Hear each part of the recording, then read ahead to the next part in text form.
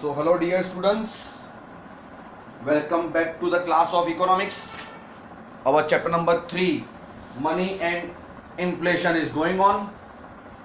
The last lecture we have discussed the very first topic, money, regarding money, barter system, evolution of money and function of money.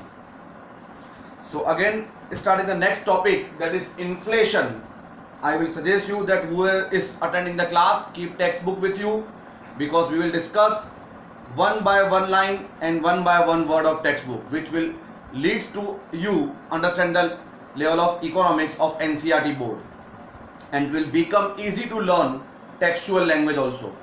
Okay, very many words are discussed in textbook which are new for you, but if I will understood you the meaning regarding that, you will able to understand very easily.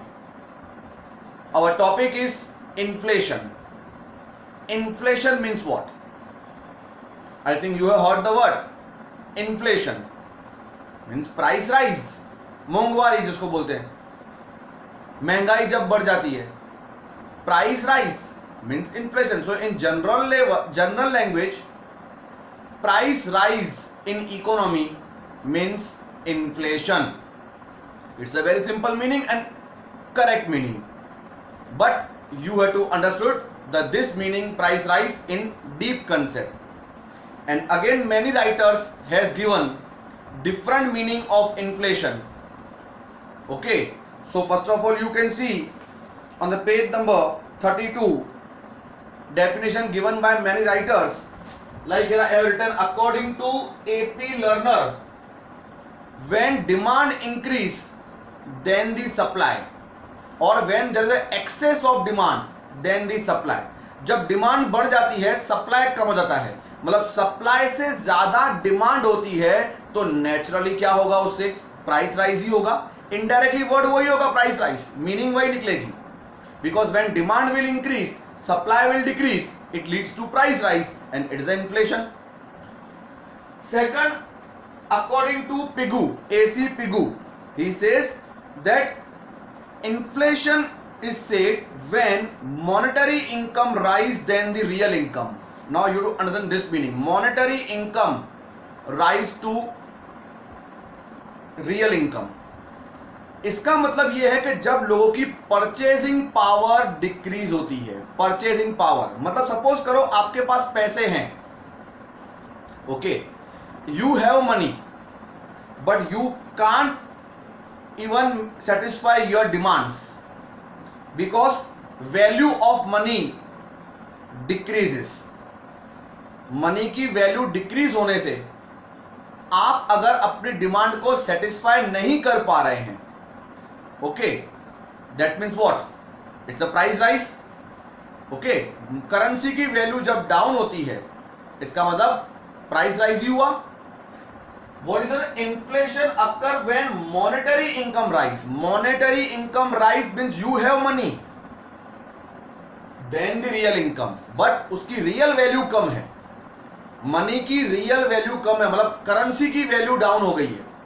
जब currency की value down होगी तो इंसान के पास खर्चा करने के लिए बहुत पैसे की जरूरत पड़ेगी. ओके, तो ये क्या हुआ, महंगाई हुई. Okay, so this is the simple meaning. Monetary income ज्यादा है, किससे, रियल इनकम से, मतलब रियल वैल्यू से मॉनेटरी वैल्यू ज्यादा है, तो रियल वैल्यू बढ़नी चाहिए, करेंसी की वैल्यू बढ़नी चाहिए, तब तुम अपनी डिमांड को सेटिस्फाई कर सकते हो, अदरवाइज नॉट. देखो सिंपल कहते हैं ना कि पहले के जमाने में 10 रुपीज की भी वैल्यू ज्यादा थी, आज 10 रुपीज की वैल्यू कुछ भी नहीं है. तो पहले क्या था, रियल वैल्यू ज्यादा थी, रियल वैल्यू पैसे की वैल्यू ज्यादा थी. लेकिन आज धीमे धीमे क्या हो रहा है, पैसा बढ़ रहा है, मॉनेटरी इनकम बढ़ रही है, लोगों के पास पैसा है, लोगों के पास हजारों रुपए हैं, लाखों रुपए हैं, लेकिन फिर भी वो रिच लेवल पे नहीं आते हैं, बिकॉज उन अमाउंट की आज रियल वैल्यू कम हो गई है. तो when monetary income increase then the real income. So Pigou says that. Now we are discussing characteristics. 4 characters are there. Simple, constant rise in prices, price बढ़ती जाती है। Price rise in all sector, कितने भी sector हो, agriculture हो, industrial हो, service sector हो, चारों तरफ प्राइस बढ़ती है तो ही इन्फ्लेशन कहलाता है। परचेस पावर डिक्रीज, जो मैंने आपको इस पे पिगू में बताया, लोगों का मॉनेटरी इनकम ज्यादा होता है कंपेयर टू रियल इनकम, तो क्या होता है, परचेसिंग पावर डिक्रीज हो जाता है। And fourth, price rise even after full employment, मतलब all factor of production are employed, सब फैक्टर ऑफ प्रोडक्शन एम्प्लॉयड है, एम्प्लॉयमेंट भी रिगार्डिंग पॉपुलेशन फुल है, लेकिन फिर भी प्राइस बढ़ रहे हैं, तो it is a inflation. Because क्योंकि उसके बाद क्या कर सकते हैं, सब हर चीज एम्प्लॉयड हो, उसके बाद तो नेक्स्ट स्टेप बचता ही नहीं है, लेकिन फिर भी प्राइस बढ़ रही है, that means it's a inflation. Okay, so 4 points characters, constant rise in price in all sector, purchasing power decreases, and then price rise even after full employment. These are the characteristics. Now see in textbook most important 3 point I am going to explain you under the characteristics. Some other point to be considered for better understanding of inflation. अब inflation को properly समझना हो तो कुछ बातें आपको और समझनी पड़ेगी। कौन सी, वो देखो। When government has kept control and suppresses increase in price level, मतलब सपोज करो गवर्नमेंट ने कंट्रोल करके रखा है प्राइसेस, एंड सप्रेसेस मतलब दबाना, प्राइस लेवल को दबा के रखा है। कैसे, सपोज महंगाई बढ़ गई तो सरकार जो है वो सब्सिडी देके, अपनी सब्सिडी देके प्राइस कम कर रही है। सब्सिडी मतलब आपको मालूम है क्या है, जैसे सपोज करो पेट्रोल की एक्चुअल कॉस्ट 80 रुपीज की है, लेकिन आपको 70 रुपीज का मिलता है, तो इसका मतलब वो सस्ता नहीं है, बिकॉज सपोज उसमें 10 रुपीज जो है वो गवर्नमेंट डायरेक्टली पेट्रोलियम कंपनी को सब्सिडी देती है, मतलब गवर्नमेंट अपने फंड से पैसा दे रही है। तो यहां पे प्राइसेस कम क्यों है, बिकॉज गवर्नमेंट हेल्प कर रही है। तो when government keeps control and suppresses the price level via rules, law and subsidy, it consider inflation, तो भी वो इन्फ्लेशन ही कहलाएगा। बिकॉज यहां पे प्राइस कम क्यों है, बिकॉज प्राइस कम है क्योंकि गवर्नमेंट ने उसको कंट्रोल कर रखा है। गवर्नमेंट ने सब्सिडी देके, गवर्नमेंट भी तो अपने तिजोरी में से, अपनी ट्रेजरी में से पैसा निकाल रही है ना, कुछ पैसा आप निकाल रहे हो, कुछ पैसा गवर्नमेंट निकाल रही है, और गवर्नमेंट जितना पैसा निकालेगी वो फ्यूचर में किसके ऊपर आएगा, आपके ऊपर ही आएगा थ्रू टैक्स।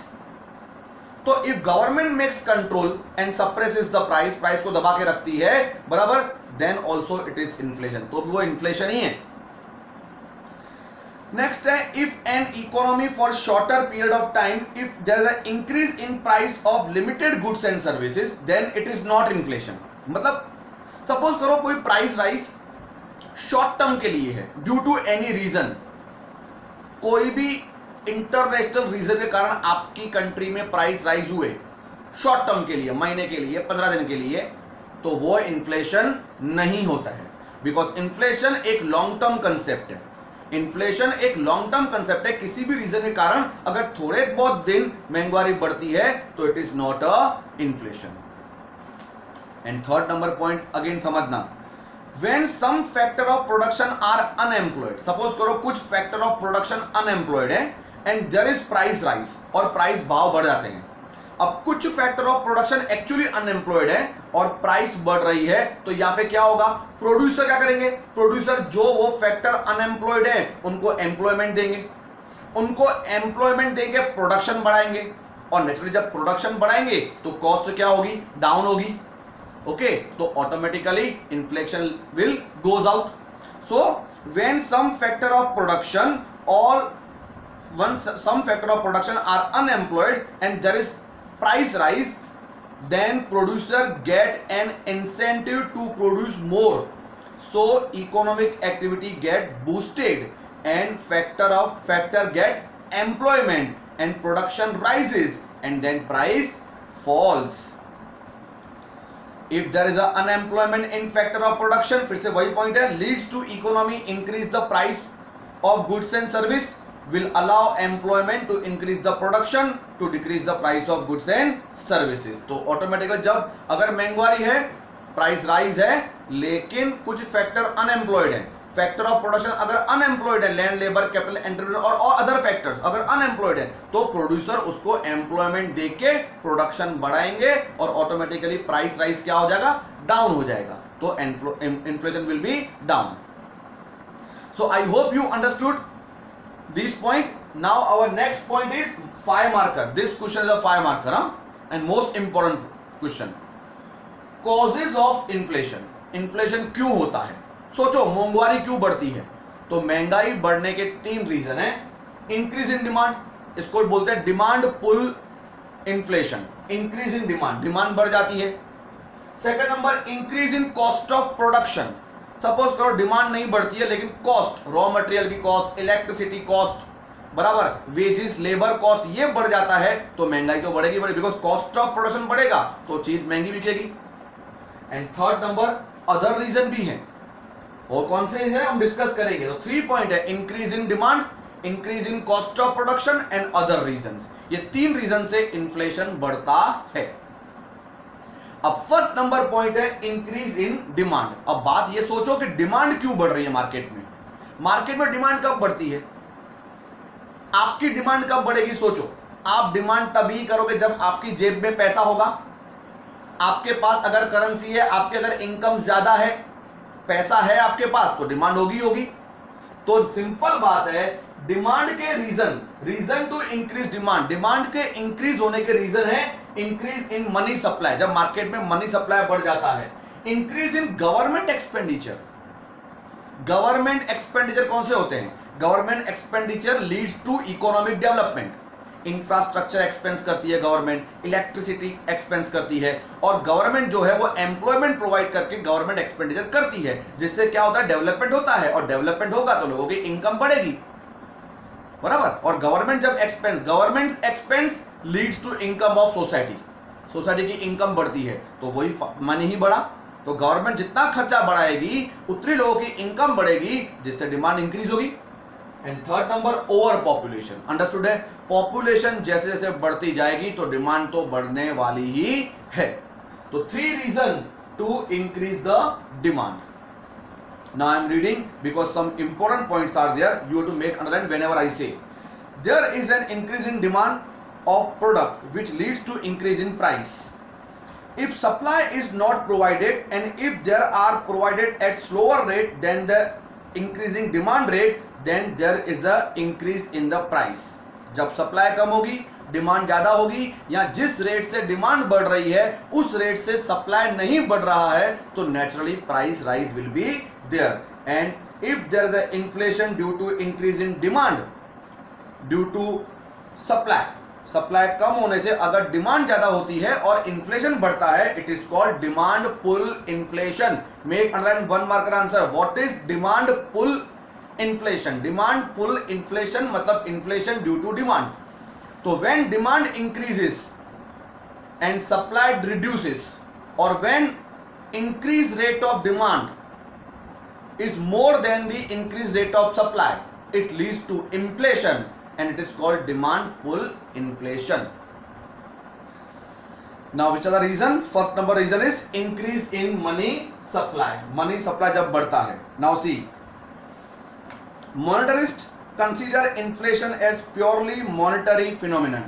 जो मोनेटरिस्ट हैं, जो मनी की मॉनेटरी वैल्यू को डिस्क्राइब करते हैं, राइटर्स जो हैं, मनी के बारे में जो तथ्य देते हैं, वो लोग कहते हैं कि इन्फ्लेशन पूरा मनी फिनोमिनन ही है, मतलब मनी के ऊपर ही डिपेंड है. कैसे? According to them, if there is increase in money in state, individual earn more income. जब स्टेट में मनी बढ़ेगी, फाइनेंस बढ़ेगा, तो लोगों की इनकम बढ़ेगी, and because of that demand will increase, and against increase in demand if supply remain steady leads to increase in inflation. बराबर. जब मनी की लेवल बढ़ेगी स्टेट में, तो इनकम बढ़ेगी तो डिमांड बढ़ेगा, और अगर डिमांड बढ़ता है और सप्लाई स्टेडी रहता है तो leads to inflation. Second number point is increase in government expenditure. जैसे मैंने आपको स्टार्टिंग में समझाया, the government of developing country like India is involve in economic development, वो इकोनॉमिक डेवलपमेंट में पहले सोचते हैं, डेवलपिंग कंट्री इकोनॉमिक डेवलपमेंट पहले सोचते हैं, एंड गवर्नमेंट इनकर एक्सपेंडिचर, और उसके लिए सरकार को खर्चा करना पड़ता है after infrastructure, after basic utilities, after providing employments. तो ये सब करने से क्या होगा, which increase the supply of money, इससे भी मनी ही बढ़ेगी। एक्चुअली गवर्नमेंट एक्सपेंडिचर जो है वो इंक्रीज इन मनी सप्लाई का ही पॉइंट हुआ, क्योंकि सरकार जब खर्चा करेगी तो लोगों की इनकम बढ़ेगी, and again if income will increase and supply remain steady, it leads to inflation. तो उससे जनरल प्राइस लेवल बढ़ जाती है, मतलब अगर नेचुरली है कि लोगों की इनकम बढ़ेगी लेकिन सप्लाई स्टेडी रहेगी तो प्राइस तो महंगा होगा ही होगा। Thus, if government circulate money in excess of production of goods and service in the economy by increasing public expenditure, then rise in general price level gains momentum. तो सरकार जो है जब खर्चा बढ़ाएगी तो लोगों की इनकम बढ़ेगी, और जब लोगों की इनकम बढ़ेगी तो नेचुरली है जनरल प्राइस, उनकी डिमांड बढ़ेगी, और डिमांड बढ़ेगी तो प्राइस लेवल ऊपर आएगा ही आएगा, बिकॉज सप्लाई पे तो इफेक्ट नहीं हो रहा है। यहाँ पे ऐसा अजम्पशन लेना है, supply become steady, supply steady है, वो अजम्पशन ऑलवेज माइंड में रखना है। And third number, overpopulation. If in India there is 2% increase in population leading an increase in demand, population 2% से बढ़ रही है, ऐसा कहा जाता है। 1.9% नियरली रेट है every year population growth rate. तो जैसे पॉपुलेशन बढ़ेगी तो डिमांड तो बढ़ेगी बढ़ेगी। The increase in population cause increase in demand of basic requirement, and when supply is inefficient the price level increase. तो जब डिमांड बढ़ेगी और सप्लाई, तो आपको मैंने कहा एजम्पशन यही रखना है कि सप्लाई क्या है, स्टेडी है, या सप्लाई का इंक्रीज रेट स्लो है, तो डिमांड से तो प्राइस तो बढ़ेंगे बढ़ेंगे। And when population is constant but purchasing power increases, बराबर due to rise in income, there is increase in price level। और अगर सपोज करो पॉपुलेशन भी स्टेबल है लेकिन लोगों की इनकम बढ़ती है, वो ये वाली पॉइंट, अगर लोगों की मनी इनकम बढ़ती है, पब्लिक का गवर्नमेंट का एक्सपेंस बढ़ता है, लोगों की इनकम बढ़ती है, तो नेचुरली ये प्राइस लेवल तो ऊपर आएगा ही आएगा। So these are three reasons of increase in demand. Now next is increase in cost of production. अब जैसे मैंने आपको इसमें डिमांड ओरिएंटेड इन्फ्लेशन समझाया, मतलब due to increase in demand if inflation rises it is called demand pull inflation. ऐसे इसमें भी इंपॉर्टेंट वर्ड्स हैं, वो सुनना। Increase in cost of production, पहले सोचो कॉस्ट ऑफ प्रोडक्शन में क्या क्या इंक्लूड होता है, labour, raw material, electricity, okay, mainly ये खर्चा बहुत होता है। और जब इनकी कॉस्ट बढ़ेगी तो नेचुरली है गुड्स की वैल्यू बढ़ेगी, और गुड्स की वैल्यू बढ़ी मतलब it's a inflation. The other major factor affecting the price in supply of goods and service, supply oriented economist believe that where there is increase in production cost there is increase in price. जब production cost बढ़ेगा तो price तो बढ़ेगा ही बढ़ेगा। If there is increase in raw material, cost of raw material, machine, electricity, water, workers wages, transportation, ये सब cost of production में आता है बेटा। There is increase in price level, तो price तो goods का बढ़ेगा ही बढ़ेगा, it leads to inflation. So now important, make underline, the inflation caused due to increase in production, inflation due to increase in production is called cost push inflation, cost push inflation, because cost के कारण वाला inflation. और दूसरा main है supply shock inflation, इसका second name है supply shock inflation. जो supply हो रही है बराबर उसकी वैल्यू ज्यादा हो चुकी है। एंड कॉजेज में increase in demand, increase in cost of production. अब महंगाई क्यों बढ़ती है, तीसरा रीजन अदर रीजन है। महंगाई बढ़ने के अदर रीजंस, उसमें सबसे पहले आता है टैक्स पॉलिसी। सपोज करो गवर्नमेंट की टैक्स पॉलिसी चेंज हो रही है और गवर्नमेंट जो है वो अपना टैक्स का अमाउंट इंक्रीज कर देती है, तो नेचुरली है अगर इंडस्ट्रीज के ऊपर टैक्स ज्यादा पड़ेगा तो क्या होगा, कॉस्ट बढ़ेगी ही बढ़ेगी। Simple reason. So tax policy, first number point is the tax policy of government cause to inflation. How, high increase in tax rate, increase in the production cost. अगर टैक्स रेट बढ़ेगा तो production cost बढ़ेगा ही बढ़ेगा, which leads to inflation. Simple point. तो tax policy में क्या है, अगर गवर्नमेंट टैक्स बढ़ाएगी तो प्रोडक्शन कॉस्ट बढ़ेगा, it leads to inflation. Next is increase in price of import. अब देखो जैसे कि हम India produces 70% crude from foreign countries, ऐसा कहा जाता है कि 70% तक जो क्रूड होता है बराबर, पेट्रोलियम प्रोडक्ट्स जो है हम इंपोर्ट करते हैं। अब सपोज करो उस पेट्रोलियम प्रोडक्ट की इंपोर्ट की प्राइस बढ़ जाए तो चारों तरफ इन्फ्लेशन होगा, बिकॉज पेट्रोलियम प्रोडक्ट बढ़ने से हर इंडस्ट्री को इफेक्ट होता है। तो अगर पेट्रोलियम प्राइस बढ़ती है तो नेचुरली है वो इंपोर्ट की प्राइस बढ़ गई तो नेचुरली है इन्फ्लेशन होने वाला ही है, बिकॉज हर सेक्टर में पेट्रोलियम यूजफुल है, ट्रांसपोर्टेशन से लेके हर चीज तक।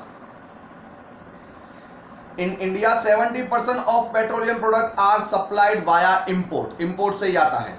If there is increase in price level of crude oil, अगर क्रूड ऑयल का भाव बढ़ गया in international market, then there will be increase in price of petrol diesel which will increase the price of product which leads to inflation. And third is scarcity, समझने वाले पर scarcity. Scarcity मतलब क्या? Supply की कमी होनी।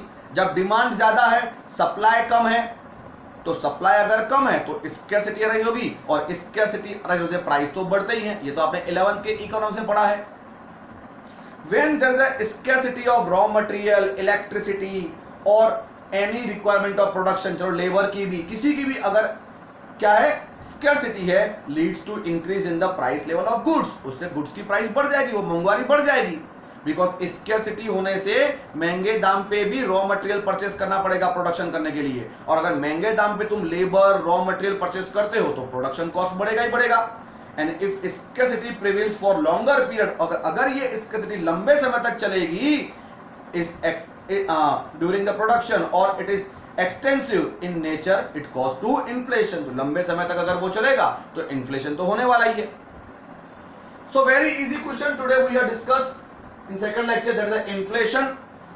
First of all, meaning of inflation in general word, meaning of inflation means price rise. Price rise in product is called as a inflation. According to AP Learner, when demand is more than supply, it is leads to inflation. And according to Pigou, inflation occurs when monetary income rises than the real income. मतलब आपकी money, आपके पास money है लेकिन purchasing power नहीं है, because of money की value down है। Characteristics क्या होता है इन्फ्लेशन से? Price rise in all sector, purchasing power decrease and price increase even after full employment. Then causes of inflation में थ्री मेन कॉज है, increase in demand, increase in cost of production and other reason. ये तीन main है। उसके अंदर points है, demand क्यों बढ़ती है? Because of money supply increase होता है, गवर्नमेंट एक्सपेंडिचर बढ़ेगा तो भी वही मनी सप्लाई बढ़ेगा, और मनी बढ़ेगी जो डिमांड बढ़ेगी, डिमांड बढ़ेगी। और अगर क्या लेना है इसमें, इन तीनों में आपको एक चीज ध्यान रखनी है कि आपकी सप्लाई स्टेडी है। तो सप्लाई स्टेडी है लेकिन लोगों की डिमांड ज्यादा है, leads to inflation, over population. जब कॉस्ट ऑफ प्रोडक्शन बढ़ेगा, raw material, transportation, labour, electricity, इनके प्राइसेस बढ़ेंगे तो कॉस्ट तो बढ़ेगी, which leads to inflation. Other reasons में tax policy, increase in price of import and scarcity. So I hope you understood this all very finely. If you have any doubt then you can make comments. Have a nice day and enjoy the day.